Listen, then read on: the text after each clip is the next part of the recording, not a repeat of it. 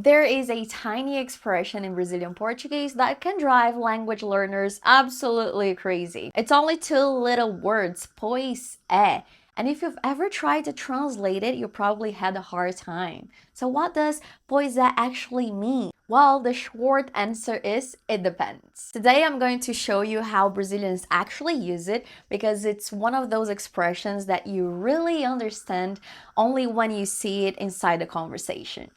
Hi, my name is Maite and here I teach you Brazilian Portuguese and a lot of cool stuff about Brazil. If you're learning Brazilian Portuguese and you want to sound less like a textbook, don't forget to subscribe. And if you know someone who's always asking you what does pois mean, send them this video. Let's start with the easiest example. When we say pois just to agree with someone. Imagine we're talking about the weather. You say, hoje está muito quente. It's really hot today. And I say, pois é. Now, what did I just say? I didn't exactly say yes. I didn't say that's correct. And I didn't really add any new information. I'm acknowledging what you just said. It's basically, yeah, it really is. It's a little answer that says, I agree with what you just said. Now let's change the situation. Imagine that you tell me, eu estudei muito, mas não passei na prova. I studied a lot, but I didn't pass the test. And I say, pois é, acontece. Same expression, completely different feeling. Now it can sound more like, I know, it is what it is. It happens. That's unfortunate.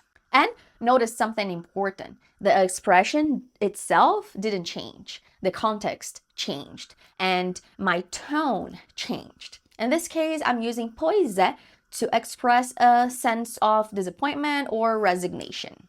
I don't have much to add, but I'm acknowledging that what the other person is going through. And let's try another example. Imagine someone says, eu queria viajar, mas estou sem dinheiro. I wanted to travel, but I don't have any money. You could respond, pois é, eu também queria. And now you're basically saying, yeah, I know, I wanted to do the same thing. There's almost a feeling of, well, what can we do? Displaying frustration and hopelessness. Another interesting use is when pois show hesitation or uncertainty. If someone asks you, você vai viajar? And you answer, pois é. It could mean that you're not 100% sure. You're still thinking about it. It might be the plan for now, but it could still change. But depending on the context and your tone, pois é can also communicate a little bit of embarrassment or an awkward situation. For example, imagine you decide to travel with a friend who treated you badly in the past. Your other friend knows everything that happened, and then they find out you're going on a trip with this person. They might ask you, você vai viajar com ele? And you say, pois é. Now you're not simply saying yes, there's something behind that pois é. It could sound like, yeah, I know, it's not ideal, I probably shouldn't, but... And the words are exactly the same, but the context and your tone completely change what the expression communicates. That's one of the reasons I love this expression. It's incredibly useful when you don't have a long response. You don't necessarily need to solve the other person's problem. You don't need to give them advice. You're just acknowledging the situation. Pois é is almost like a little verbal nod. This is something that I really want you to pay attention to when learning Brazilian Portuguese or any other language, actually. We often teach languages as if words have one meaning. You learn that house is casa, car means carro, happy means feliz. But conversations don't work like dictionaries. A short expression can communicate an entire attitude. Agreement, sympathy, resignation, understanding, and pois é is a perfect example. This expression helps keep the conversation flowing. It's not necessarily carrying a huge amount of information as we talked before. It's showing that you're listening, you're reacting, you're participating, and that's a big part of sounding natural. Now, can you use pois é everywhere, anywhere? No. And this is where I want you to be careful. It's a very common expression, but it's conversational. You don't want to think, great, I learned pois, now I'm going to put it into every sentence. Don't do that. Please don't do that.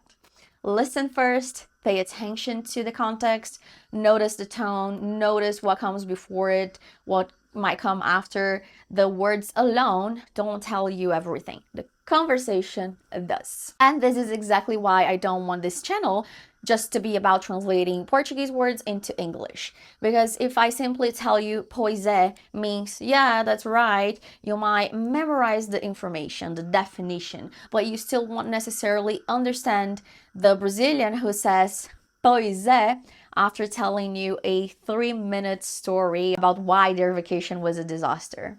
You need to understand the function of the expression.